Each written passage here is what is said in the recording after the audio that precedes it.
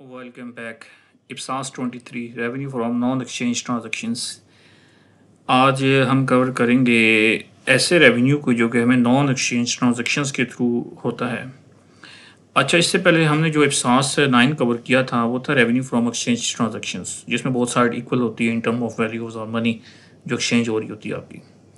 लेकिन non exchange transactions में आपकी both sides are not in equal in term of value और money. तो बेसिकली नॉन एक्सचेंज की ट्रांजैक्शन जो होती हैं ये प्राइवेट सेक्टर्स में तकरीबन ना होने के बराबर होती हैं और गवर्नमेंट सेक्टर्स ही में ये ट्रांजैक्शन ज़्यादा होती हैं।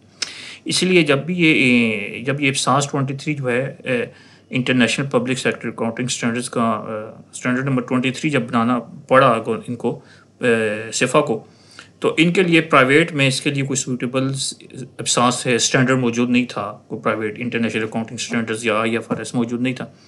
तो ये एक इन्होंने बिल्कुल न्यूली डेवलप किया है इप्सास 23। तो ये किसी भी प्राइवेट सेक्टर के ऊपर बेस नहीं करता। अब हम इसको देखते हैं। इप्सास 23 जो है ये अप्लाई होता है revenue from the following transaction और events. Taxes from whatever sources, जो भी आपको टैक्सेस हो रहे हैं उस पर अप्लाई होगा। And other non exchange revenue, जैसे उसकी एग्जांपल वो दे रहा है ट्रांसफ़र, जो आपको ट्रांसफर्स हो रही होती हैं, जिसका वो ग्रांट्स हो गई, फाइन्स हो गए, bequests, gifts, donations, good and service in kind, इन सब को हम अभी जाके देखेंगे। अच्छा, वो कहते हैं कि इप्सास 23 जो है वो आपने किस पे अप्लाई नहीं करना। रेवेन्यू फ्रॉम एक्सचेंज ट्रांजैक्शन, जैसे हमने पहले जिक्र किया, जो पब्लिक सेक्टर कम्बिनेशन उस पर भी अप्लाई नहीं करना, उसके अलग से स्टैंडर्ड मौजूद है। Changes in fair value of financial instrument and other assets, इसके अलग से स्टैंडर्ड। एग्रीकल्चर एसेट अलग से होगा, इसको हम देख लेंगे, ठीक है। अब फिर हमने रिकगनाइज कैसे करना है revenue from non exchange transaction को, कैसे रिकगनाइज करना है। रेवेन्यू इज रिकगनाइज व्हेन, ये ग्रीन में लिखा हुआ है, अगर 2 पॉइंट्स इंपॉर्टेंट दोनों ब्लू कलर्स में। It is probable that future economic benefit और service potential will flow to the entity. पहली मेन चीज़ है कि रेवेन्यू तब ट्रीट करेंगे कि हमें उससे फ्यूचर में इकोनॉमिक बेनिफिट हो या सर्विस पोटेंशियल्स मौजूद हो हमारे पास। और दूसरी चीज़ ये है कि अमाउंट जो हो उसको आप मैयर कर सकते हो, रिलायबली मैयर कर सकते हो।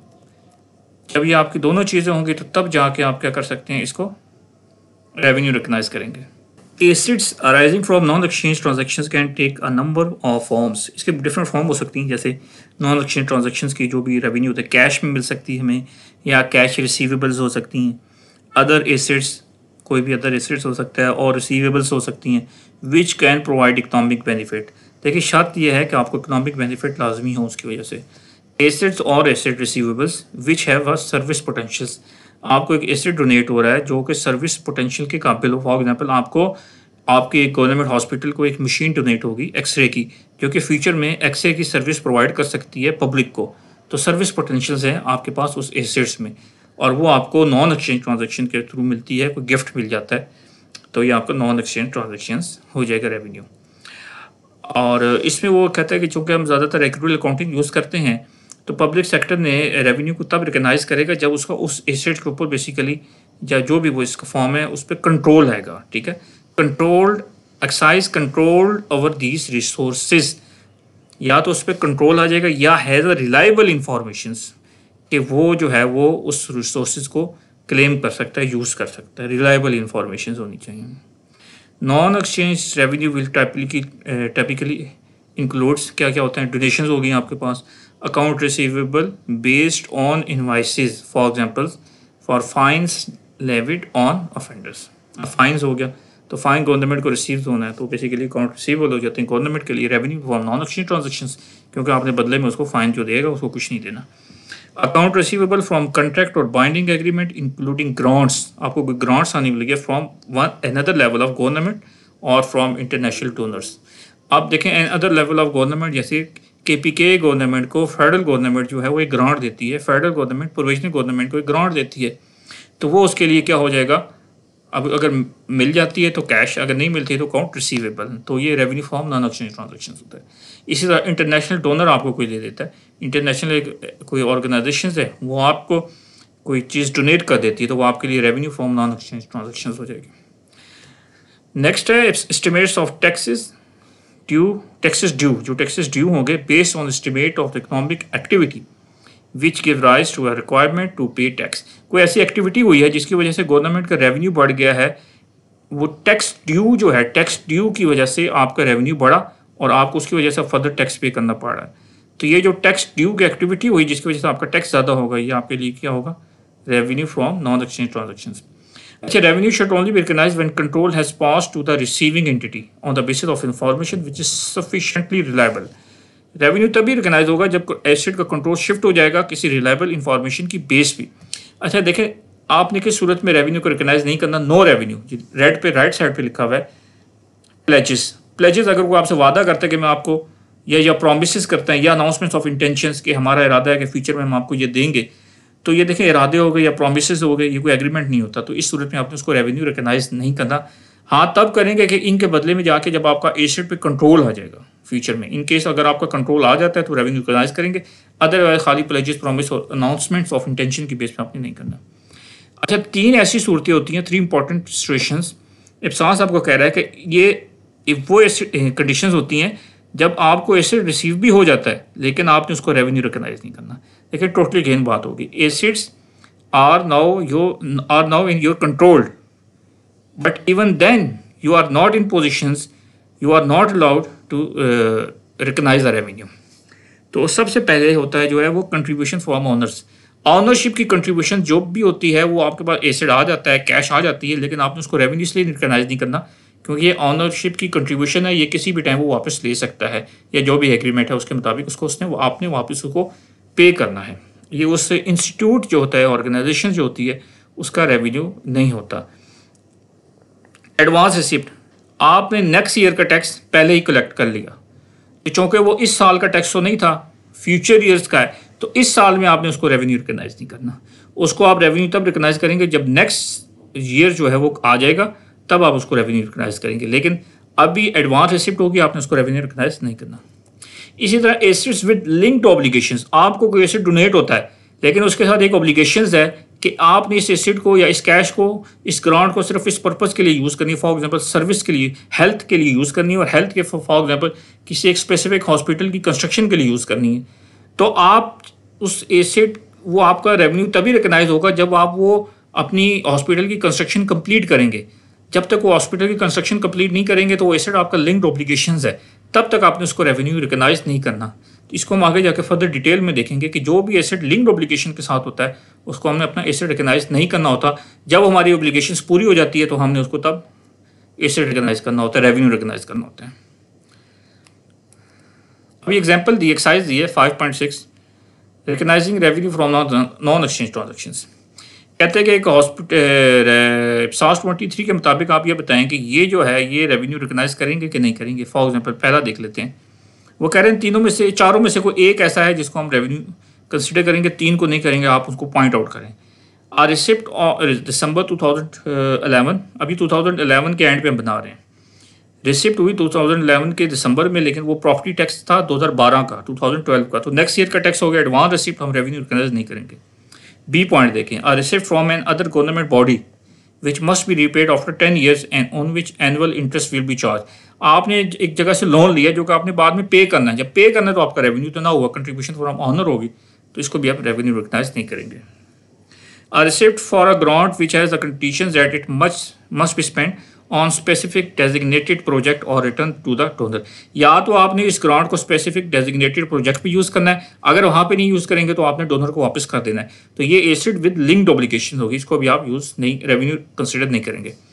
Number D, a donation from a local resident towards local services. Local service को डोनेशन लोकल रेजिडेंट की तरफ से मिलती है। अब देखिए इसमें कोई लिंक्ड ऑब्लिगेशन भी नहीं है, कुछ भी ऐसी चीज़ नहीं है जो कि इसको बाउंड कर रही हो, तो ये हमारा क्या हो जाएगा, revenue from non exchange transactions.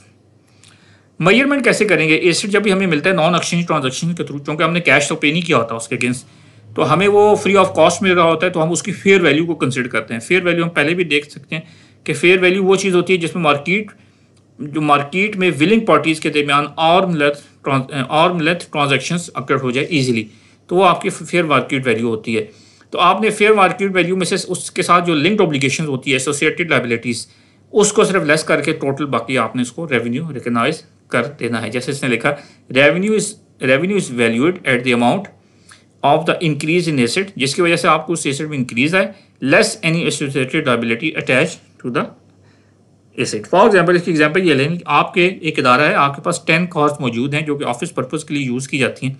आपको एक फर्दर कार डोनेट हो जाती है किसी फेडरल की तरफ से या किसी इंटरनेशनल ऑर्गेनाइजेशन की तरफ से, तो अब आपका नंबर ऑफ कार 10 से इंक्रीज करके 11 होगी। तो रेवेन्यू जो 11 कार की जो आपकी फेयर वैल्यू बेसिकली रेवेन्यू होगी, लेकिन उसमें वो कह रहा है कि उस रेवेन्यू को, उस एसेट को जो इंक्रीज हुआ ओवरऑल 10 से 11 में, उसके साथ कोई लिंक्ड ऑब्लिगेशन भी होगी, एसोसिएटेड लाइबिलिटी भी होगी। फॉर एग्जांपल आपको कार तो मिल गई लेकिन आपने उसको यहाँ पे ना कोई कस्टम ड्यूटी पे करनी होगी, तो जो कस्टम ड्यूटी है उसकी कार की जो फेयर वैल्यू उसमें से लेस करके आपने उसको अपना रेवेन्यू रिकग्नाइज कर देना है। रेवेन्यू फ्रॉम टैक्सेस हमने शुरू में देखा था कि ये बेसिकली ज़्यादा पार्ट इसका टैक्सेस रिलेटेड होता है। तो टैक्सेबल जब भी पब्लिक सेक्टर जो है वो अपने एसेट को बेसिकली टैक्सेस के हवाले से मैयर करती है। When the taxable event occur and the asset recognisation criteria भी फुलफिल्ड हो जाए तो हम उसको रेवेन्यू फ्रॉम टैक्स करते हैं। मतलब किसी ने आपको टैक्स पे करना है पब्लिक सेक्टर एंटिटी को, और वो जो इवेंट है, वो जो मंथ है या ईयर, वो गुजर जाए, अकड़ हो जाए, ड्यू हो जाए, और वो जो रेवेन्यू आना है वो टैक्स की डेफिनेशन के ऊपर पूरी उतरती हो, तो आपने रेवेन्यू फ्रॉम टैक्स कंसीडर कर लेना है। रेवेन्यू फ्रॉम टैक्स मतलब revenue from non exchange transactions, IPSAS 23। अब टैक्स की डेफिनेशंस क्या होती है? इकोनॉमिक बेनिफिट्स या सर्विस पोटेंशियल्स, कंपलसरी पेड और पेएबल।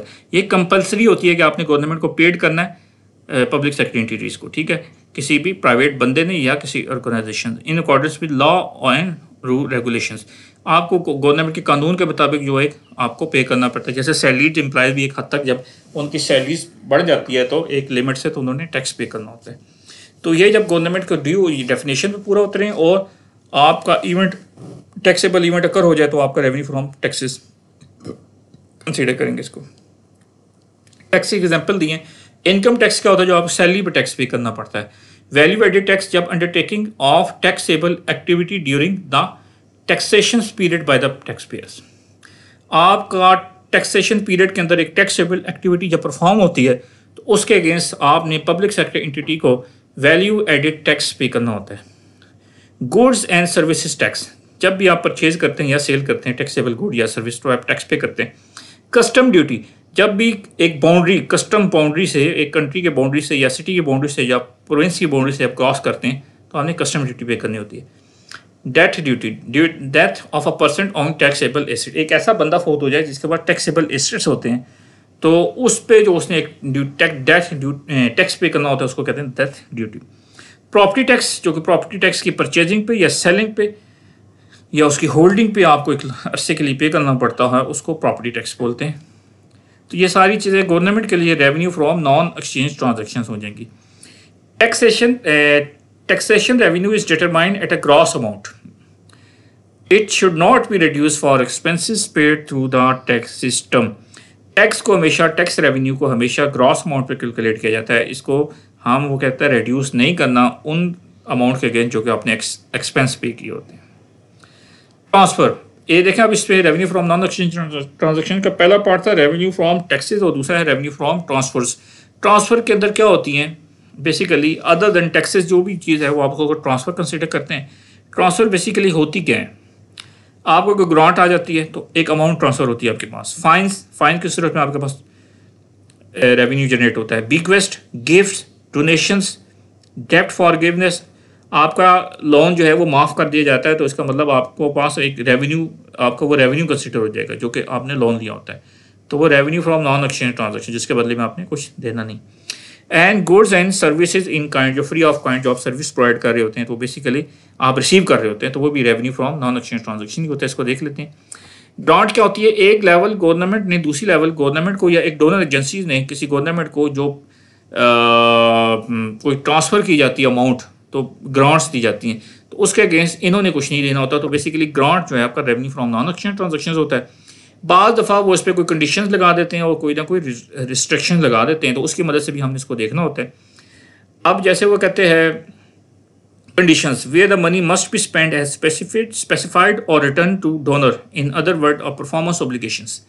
बाद दफ़ा आप एक कंडीशन लगा दी जाती है कि जो आपको पैसा मिला ग्रांट, इसको आपने एक स्पेसिफिक प्रोजेक्ट पे यूज़ करना है, अगर आप उस पर यूज़ नहीं करेंगे तो आपने वापस कर देना है। तो इसका मतलब आप बाउंड हैं कि परफॉर्मेंस शो करें, परफॉर्मेंस ऑब्लिगेशन। जब तक वो आपने परफॉर्मेंस ऑब्लिगेशन पूरी कर दी तो आपका रेवेन्यू होगा, अदरवाइज आपका रेवेन्यू नहीं होगा। तो ये ऐसी ग्रांट जो कि कंडीशंस के साथ है। Restrictions where there is a more general requirement to spend the money in a specified area but not to return if this is not achieved. इसमें क्या होता है, कंडीशन की तरह तो नहीं होता, रिस्ट्रिक्शंस होती है, बेसिकली शॉर्ट होती है कि जनरल सेंस में यूज़ होती है कि आपने इस ग्रांट्स को एक स्पेसिफाइड एरियाज़ में यूज़ करना है. फॉर एग्जांपल वो आपको कहते हैं कि हेल्थ में यूज़ करना है, स्पोर्ट्स में यूज़ करना है, लेकिन साथ ये कोई आप पे ये इन्होंने कंडीशन नहीं लगाई होती कि अगर आपने इस पर यूज़ ना किया तो आपको वापस करना पड़ेगा. अलबत्ता कंडीशंस तो नहीं होती, लेकिन रिस्ट्रिक्शंस होती है एरिया वाइज, आपने इस एरियाज में इसको यूज़ करना है. अच्छा, नेक्स्ट देखें, where the recipient entity consider that donor has impose conditions. जब आपको ये पता लग जाए कि ये आप पे कंडीशंस लगी हुई है तो तब तक आपने क्या करना है, उसको लाइबिलिटी कंसीडर करना है. ठीक है, किस अमाउंट से, वैल्यू ऑफ मनी रिसीव, जिस अमाउंट से आपको वैल्यू ऑफ मनी रिसीव्ड हुई है, और फिर उसको आपने डिक्रीज करते जाना है हर साल जब तक उस एग्रीमेंट, उससे ग्रांट्स की एग्रीमेंट के मुताबिक जो एक डेट होती है. जो आप परफॉर्मेंस शो करते जाएंगे, आपकी परफॉर्मेंस लाइबिलिटी कम होती होती आखिर में नील हो जाएगी और आपका सारा रेवेन्यू कंसिडर हो जाएगा. इसको एग्जांपल की मदद से इन सारों को देख लेते हैं. Work example, condition versus restrictions. एक नेशनल गवर्नमेंट ने कैश ट्रांसफ़र की 50 मिलियन की स्टेट गवर्नमेंट को, नेशनल ने स्टेट को की, और साथ ही उन्होंने उनको स्पेसिफाई कर दिया कि it must use the cash transfer either to support is existing social housing objective, या तो अपनी सोशल हाउसिंग ऑब्जेक्टिव्स के ऊपर यूज़ कर सकते हैं, और टूवर्ड न्यू ऑब्जेक्टिव्स, या किसी नए ऐसे ऑब्जेक्टिव में यूज़ कर सकते हैं which are in line with national housing priorities. तो जनरल सी कंडीशंस हैं, ब्रॉडली कंडीशंस हैं, लिहाजा हम इसको रेवेन्यू रिकग्नाइज कर लेंगे. परफॉर्मेंस ऑब्लिगेशन इस पर कुछ भी नहीं है, कंडीशन नहीं है, अलबत्ता रिस्ट्रिक्शंस है कि आपने अपने ऑब्जेक्टिव के मुताबिक यूज़ करनी है. ग्रांट देख लेते हैं. नेशनल गवर्नमेंट ने ट्रांसफ़र की 2200 acres of land in a major city of a university. National government ने किसी प्रोविजनल गवर्नमेंट को एक मेजर सिटी में एक क्या कर दी, प्रोविजनल गवर्नमेंट को नहीं, किसी यूनिवर्सिटी कैंपस के लिए ज़मीन डोनेट कर दी, और स्पेसिफाई कर दिया the land is to be use for campus, campus के लिए यूज़ करनी है, लेकिन साथ ही does not specify that the land is to be return if not use for a campus. लेकिन ये नहीं बताया कि अगर आपने कैंपस में यूज़ ना की तो आपको वापस करनी पड़ेगी. तो इसका मतलब ये जो कंडीशन है ये भी ब्रॉड कंडीशंस है, इसमें कोई कंडीशंस नहीं है, रिस्ट्रिक्शंस है, जैसे आपने कैंपस में यूज़ करनी है, लेकिन ये भी नहीं बताया कि आप वापस करेंगे. तो जनरल एक ब्रॉड रिस्ट्रिक्शंस ही है, लिहाजा आप इसको क्या करेंगे, इसको अपना रेवेन्यू रिकग्नाइज कर देंगे, इस लैंड को अपनी एसेट शो कर देंगे इसी साल की फाइनेंशियल परफॉर्मेंस के अंदर. अच्छा, ग्रांट 2 है. नेशनल गवर्नमेंट ने 10 मिलियन प्रोविजनल गवर्नमेंट को ट्रांसफ़र किए, और for the purpose to improve and maintain mass transit system के लिए, और स्पेसिफाई कर दिया the money is required to be use as follows. आपने 40% जो है वो एग्जिस्टिंग रेल रोड पर यूज़ करनी है, 40% न्यू रेल रोड्स पर्पज़ के लिए यूज़ करनी है, और 20% rolling stock purchases and improvement के लिए यूज़ करनी है. और साथ ही उन्होंने अंडर टर्म ऑफ ग्रांट कि money can only be use at a stipulated and provisional government is required to include a note in its auditing general purpose financial statement detail how the grant money was spend. कि आपने इसको इसी purpose के लिए use करना है, और साथ ही प्रोविजनल गवर्नमेंट को बाउंड किया है कि अपनी जो एनुअल ऑडिट आपकी रिपोर्ट होगी उसके अंदर आपने इसको शो भी करना है. साथ मेंशन किया है, एग्रीमेंट ये भी चाहता है कि ग्रांट को आप इसी पर्पज़ के लिए यूज़ करेंगे करंट ईयर में, अदरवाइज आप इसको फेडरल गवर्नमेंट को वापस कर देंगे. अब देखें, इस पे रिस्ट्रिक्शन के साथ कंडीशंस भी है कि आपने इसको यहाँ यूज़ करना है, और अगर नहीं यूज़ कर पाएंगे तो आपने ये फेडरल गवर्नमेंट को ये ग्रांट वापस कर देनी है. तो इसका मतलब इसको फ़िलहाल अपना जो है परफॉर्मेंस ऑब्लिगेशन शो करेंगे. आप इसको अपनी परफॉर्मेंस ऑब्लिगेशन शो करेंगे. परफॉर्मेंस ऑब्लिगेशन का मतलब इसको आप लाइबिलिटी शो करेंगे, और जो आपकी लाइबिलिटी हर साल की परफॉर्मेंस के साथ कम होती जाएगी, उसी तरह आपका रेवेन्यू इंक्रीज़ होता चला जाएगा. मतलब वो चीज़ आपका एसेट बनती चली जाएगी. तो शुरू में आपका लाइबिलिटीज़ और लाइबिलिटीज़ हर साल में परफॉर्मेंस के साथ डिक्रीज़ होती चली जाएगी, और आपका एसेट रेवेन्यू इंक्रीज़ होता चला जाएगा. और जब आप 100% कंप्लीट कर लेंगे साल के आखिर में, तो आपका ये टोटल का total revenue from exchange transaction, revenue from non exchange transaction consider होगा. Fine. Fine is recognise in the period in which the fine is impose. जिस साल फाइन इम्पोज होता है उसी साल आपने उसको revenue from non exchange transaction recognise करना है। हो सकता है आपको साल रेवेन्यू वो फाइन रिसीव ना हो, नेक्स्ट ईयर हो, लेकिन वो रेवेन्यू आपका उसी साल में कंसीडर होना है। जैसे एग्जांपल दी, major corporation is found guilty of polluting river. एक ऑर्गेनाइजेशन ने कोई ऐसी एक्टिविटी की जिसकी वजह से दरिया का पानी ख़राब हो गया। पेनल्टी के तौर पे 5 मिलियन का उन पे लोन पड़ा, उन पे फ़ाइन हुआ, और कंपनी जो है वो अच्छी कंडीशंस में भी है और वो उनका इरादा भी है कि वो फ़ाइन को पे करेंगी, और कंपनी ने ये भी कहा है कि हम इस फ़ाइन के अगेंस्ट कोर्ट में नहीं जाएंगे। तो इसका मतलब पब्लिक सेक्टर एंटिटीज़ को ये फ़ाइन लाजमी वसूल होगा। तो आप इस इंफॉर्मेशन के बेस पे इसको अपना रेवेन्यू रिकग्नाइज करेंगे वो इम्पोज हुआ। बिगेस्ट, एक बंदा जब फोत होता है तो वो एक विल करता है, एक अपनी शो करता है कि मेरे एसेट्स को आपने कहाँ पे यूज़ करना है। तो वो जो है आपका रेवेन्यू उस विल पे नहीं होगा, बल्कि जब वो बंदा फोत हो जाएगा उस टाइम उसके एसेट देखे जाएंगे, उसमें से उसने कितना % शेयर आपको बिगेस्ट किया था वो आपका रेवेन्यू रिकग्नाइज होगा। इसको एग्जाम्पल की मदद से देखें। एक 25 year old graduate of a public university, एक यूनिवर्सिटी से का 25 ईयर ओल्ड ग्रेजुएट जो है वो एक विल करता है यूनिवर्सिटी के नाम पे कि उसको प्राइमरी बेनिफिशियरी कंसिडर करता है अपनी विल में, और कम्युनिकेट भी कर देता है यूनिवर्सिटी को।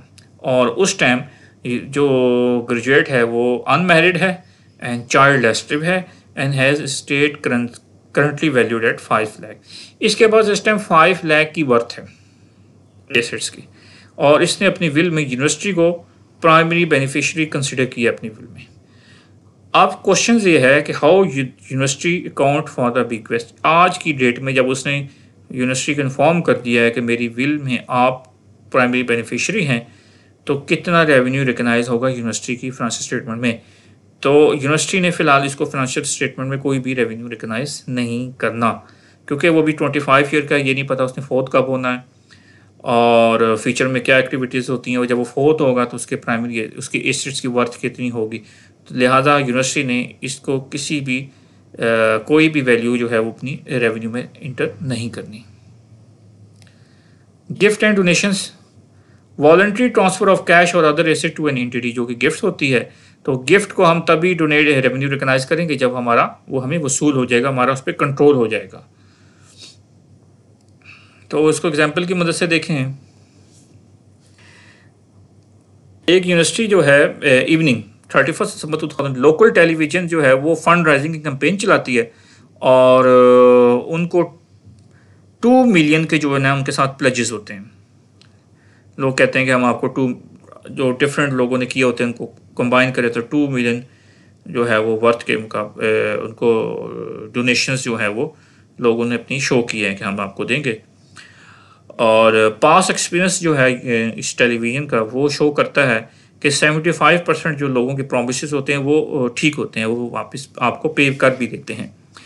तो अब आपसे क्वेश्चन पूछा जाता है कि हॉस्पिटल जो है, जिस हॉस्पिटल के लिए फंड राइजिंग हो रही थी, वो अपना कितना रेवेन्यू रिकग्नाइज करे। ठीक है, अब देखें, पहला ऑप्शन आपके पास 2 मिलियन, दूसरा ऑप्शन कि उसका 75% निकाल लें, और तीसरा ऑप्शन ये है कि आप कुछ भी ना करें।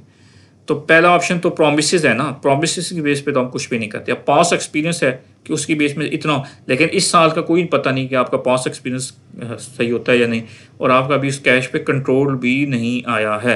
तो लिहाजा हम प्रोमिसेस और प्लेजेस की हमने शुरू में भी देखा था, या इंटेंशन के बेस पे कभी भी अपना रेवेन्यू रिकग्नाइज नहीं करेंगे। तो यहाँ पे गवर्नमेंट सेक्टर हॉस्पिटल जो है वो उसका अपना रेवेन्यू रिकग्नाइज नहीं करेगी। वो रेवेन्यू रिकग्नाइज उसको करेगी जो कि रेवेन्यू जो कि पब्लिक उनको कंट्रोल ट्रांसफ़र कर दें कैश का, मतलब कैश इनको दे दें और उनका कंट्रोल भी आ जाए, तब रेवेन्यू रिकग्नाइज करेगी। जो भी करंट सिनेरियो है इसके मुताबिक नील रेवेन्यू होगा इसको। डेब्ट फॉरगिवनेस, जो आपने लोन लिए होते हैं पब्लिक सेक्टर एंटिटी के, फॉर एग्जांपल कोई इदारे के पास लोन है, उन्होंने किसी जगह से लिए थे, फेडरल से लिए थे या कहीं से भी किसी इंटरनेशनल ऑर्गेनाइजेशन से लिए थे, और वो लोन जो है वो आपको माफ़ कर दिए जाएँ, तो माफ़ करते साथ ही वो आपकी जो है वो लाइबिलिटी से एसेट में शिफ्ट हो जाएंगे, रेवेन्यू कंसिडर हो जाएगा। जैसे एग्जांपल दी, नेशनल गवर्नमेंट जो है उसने लोकल गवर्नमेंट को कुछ लोन दिया था 20 मिलियंस का कि वो वाटर ट्रीटमेंट प्लांट बना सके। कुछ अर्से के बाद नेशनल गवर्नमेंट क्या करती है, उसका लोन माफ़ कर देती है और उसको बता भी देती है कि हमने आपका लोन माफ़ कर दिया। अब वो आपने क्वेश्चन है कि जो लोन माफ़ हुआ इसको अपनी लोकल गवर्नमेंट की अकाउंटिंग फाइनेंशियल स्टेटमेंट कैसे इंटर करना है। जो इनको कम्युनिकेशन मिलेगी फेडरल गवर्नमेंट की तरफ से कि आपका लोन माफ़ कर दिया गया, लोकल गवर्नमेंट अपनी जो लाइबिलिटीज़ थी, मतलब जो उसने लाइबिलिटी शो की हुई थी कि हमने लोन पे करना है, उसको डी रिकनाइज कर देगा, उसको नील कर देगी और साथ ही उसी अमाउंट को अपना रेवेन्यू रिकनाइज कर देगी। Service in kind, service in kind का मतलब होता है कि वॉलंटरी सर्विसेज आपको प्रोवाइड की जा रही हों इंडिविजुअल की तरफ से या किसी इंडिविजुअल्स की तरफ से। तो फ्री टेक्निकल असिस्टेंस भी होती हैं और वॉलंटरी वर्क इन स्कूल्स भी होते हैं। इसको हम देख लेते हैं एग्जांपल की मदद से। 2 एग्जांपल्स हैं, दोनों डिफरेंट किस्म के एग्जांपल हैं। एक में हम रेवेन्यू रिकग्नाइज करेंगे, एक में नहीं करेंगे। इसको देख लें बड़ी ध्यान के साथ। एक हॉस्पिटल्स है, उसके पास स्टाफ है। एक मेडिकल स्टूडेंट जो कोई from a university during vacation period, छुट्टियों के दौरान वो वॉलंटरी सर्विस प्रोवाइड करते हैं आपको। मेडिकल स्टूडेंट है, वो carries of variety of job in various department to gain work experience. वो ये सारा काम इसलिए कर रहा है कि ताकि उसका जॉब एक्सपीरियंस हो। सेकंड है अ ट्रेन नर्स, एक ट्रेन नर्स है वो salary is paid by international agency, जिसकी सैलरी बाकायदा पे की जाती है इंटरनेशनल एजेंसी की तरफ से, लेकिन वो आपके दायरे में काम करती है और उसकी जो क्वालिटी ऑफ वर्क है वो इक्वल क्वांटिटी एंड क्वालिटी के हिसाब से, क्वांटिटी के हिसाब से भी और क्वालिटी के हिसाब से बाकी नर्सों के बराबर ही का है। अब वो कहते हैं इनको आपने कैसे इंटर करना है अपनी हॉस्पिटल की फाइनेंशियल स्टेटमेंट के अंदर। ये जो मेडिकल स्टूडेंट का काम है और ट्रेन नर्स का काम है, इसको फाइनेंशियल स्टेटमेंट के अंदर रिपोर्ट कैसे करना है। देखिए हम शुरू में भी हमने स्टडी किया था कि जो इफ्सास है ये आपको ये कहता है कि आपका जो रेवेन्यू है, गवर्नमेंट का जो मेन पर्पस है वो पब्लिक सर्विस डिलीवरी है। पब्लिक सर्विस डिलीवरी के अंदर अब ये देखें दोनों चीज़ें आ रही हैं, मेडिकल स्टूडेंट का काम भी आ रहा है और ट्रेन नर्स का काम भी आ रहा है। तो ये जो पब्लिक सर्विस डिलीवरी है इसी को आपने गवर्नमेंट की अकाउंटिंग के अंदर इंटर करना होता है, वहीं से देखना होता है कि ये जो पब्लिक ऑर्गेनाइजेशन है ये कितना अच्छा परफॉर्म कर रही है। अब हमने यहाँ पे इन दोनों के काम को अपनी फाइनेंशियल स्टेटमेंट के अंदर इंटर करना है, वो देखेंगे हम। देखें पहले मेडिकल स्टूडेंट है तो वो कहता है कि इसका जो काम है उसको हम डिफ़िकल्ट है कि इसको हम अपनी फाइनेंशियल स्टेटमेंट के अंदर रिकग्नाइज करें, क्योंकि मेडिकल स्टूडेंट का जो काम है वो किसी भी तौर पर मेडिकल डॉक्टर के बराबर का नहीं होगा, क्योंकि फ़िलहाल ये मेडिकल स्टूडेंट है और एक्सपीरियंस गेन करने के लिए काम कर रहा है। मेडिकल स्टूडेंट के काम को हम किसी भी तौर पर मेडिकल डॉक्टर के बराबर नहीं करेंगे कंसीडर, इसलिए ये डिफ़िकल्ट है कि हम इसको अपनी फाइनेंशियल स्टेटमेंट के अंदर इसको इंटर करें। और इस दूसरे में जो है ट्रेन नर्स, क्योंकि अब ट्रेन नर्स का जो काम है वो इक्वली है किसके, एक और नर्स के बराबर का। इन केस अगर आपको ये ट्रेन नर्स जिसकी इंटरनेशनल एजेंसी इसकी तनख्वाह पे कर रही है, अगर इंटरनेशनल एजेंसी आपको ये ट्रेन नर्स ना दे और सैलरी भी ना दे तो इसका मतलब इसकी जगह आपको ख़ुद एक ट्रेन नर्स हायर करनी पड़ेगी और उसकी पे भी देनी पड़ेगी। तो इसका मतलब ये ट्रेन नर्स इसी तरह है कि आपने इसको हायर किया, लेकिन जो आपने इसको सैलरी पे करनी थी उसकी जगह इंटरनेशनल एजेंसी सैलरी पे कर रही है। तो इसका मतलब जो इसकी सैलरी इंटरनेशनल एजेंसी पे कर रही है इतना पैसा आपका बच रहा है। तो जो पैसा आपका बच रहा है वो आपका revenue from non exchange transaction होगा। लिहाजा इसकी सैलरीज को आप अपना एक्सपेंस भी शो करेंगे और साथ ही अपना रेवेन्यू भी शो करेंगे। तो बेसिकली आपका revenue from non exchange transaction होगा। इफ्सास 23 के डिस्क्लोजर्स क्या हैं, हमने शुरू में पढ़ा था कि इफ्सास का जो बेसिकली एक फ्रेमवर्क होता है वो ये सबसे पहले आपको डेफिनेशन, उसका introduction, definition, then recognitions, then measurement और उसको प्लेसमेंट कैसे करना है और आखिर में डिस्क्लोजर नोट्स जो होते हैं वो लाजमी देता है। तो इफ्सास 23 आपको कहता है कि आपने डिस्क्लोजर नोट्स देने हैं इन चीज़ों के हवाले से। नंबर 1 अकाउंटिंग पॉलिसीज़ के बारे में कि आपने रेवेन्यू को रिकग्नाइज कैसे किया और उसकी मेजर क्लासेस जो हैं वो बतानी है, और फेयर वैल्यू की असेसिंग करते हुए जो बेसिस रखी थी आपने, फेयर वैल्यू कहाँ से आपने पिक की थी, किस बेस पे पिक की थी वो बतानी है। इसके अलावा इंफॉर्मेशन देनी है नेचर ऑफ टैक्सेस कि ये किस नेचर का टैक्सेस है वो बताना है, और फिर उसके अलावा वो भी बताने हैं कि ऐसे कौन से थे which can not be measure reliably and therefore not recognise, कौन से ऐसे टैक्सेस थे जिनको आपने रिकग्नाइज नहीं किया क्योंकि उनको आप रिलायबली मेजर नहीं कर सकते थे। इसी तरह आपने जो डोनेशंस, गिफ्ट या बिगेस्ट हैं उनकी मेजर क्लास बतानी है और उनकी नेचर बतानी है, उनकी टाइप्स बतानी है, जिसको ये नोट्स में इनके वाले से नोट्स लिखने हैं। अपने अमाउंट जो आपको टैक्सेशन से रेवेन्यू हुआ उसको आपने स्प्लिट करके मेजर क्लासेस में, जैसे हमने पीछे पढ़ा था कि रेवेन्यू फ्रॉम टैक्सेशन में आपकी कस्टम ड्यूटी है, दैट ड्यूटी है, वैल्यू एडिड टैक्स हैं, तो आपने इनको मेजर क्लासेस में डिवाइड करके इनके डिस्प्ले नोट्स में इनके बारे में बताना है। अमाउंट ऑफ अदर रेवेन्यू कुछ ट्रांसफ़र आपको जो होता है, जो जैसे हमने टैक्सेस को स्प्लिट किया, इसी तरह जो अदर सोर्सेज हैं जिसको हम ट्रांसफ़र बोला था, उन सारों को भी स्प्लिट करके आप बताएंगे। अमाउंट ऑफ रिसीवेबल रिकनाइज, जो आपने रिकनाइज़ की है रिसीवेबल के वाले से, ठीक है, जो भी आपको रिसीव नहीं हुई फ्यूचर में रिसीव होगी, उनको आपने अपने डिस्प्ले ये नोट्स में बताना है। इसी तरह जब हमने कहा था कि वो आपका रेवेन्यू फ्रॉम नॉन एक्सचेंज होता है, तो बाज़ दफ़ा उनके साथ कोई एसोसिएटेड लाइबिलिटीज़ भी होती हैं।